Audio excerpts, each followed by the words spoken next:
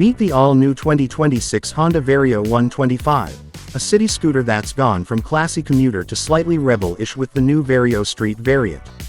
It keeps the familiar slim underbone silhouette Honda fans know, but the Street adds a tougher, street-ready vibe that actually changes how the scooter presents itself in traffic.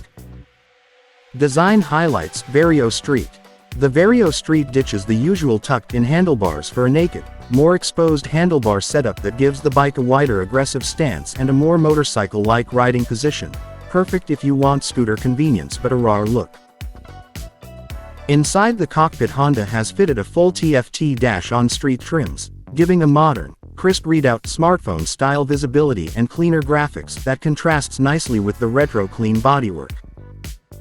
Engine and performance. Under the floorboard, it's classic Honda. A 125cc, liquid-cooled single with PGM-FI, ESP tech, tuned for smooth low-end torque and great fuel economy in crowded city riding.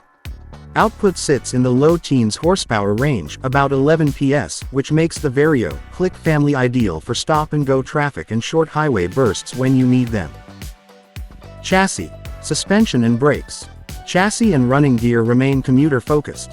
Telescopic fork up front and a swing arm with single rear shock at the back for predictable, comfortable handling over potholes and speed bumps. Braking is a simple, effective combo. Hydraulic single disc in front and a drum at the rear with Honda's Combi-Brake System on most variants, so stopping is progressive and safe for urban riders. Features and everyday usability. Beyond the TFT, the Vario brings practical Honda touches.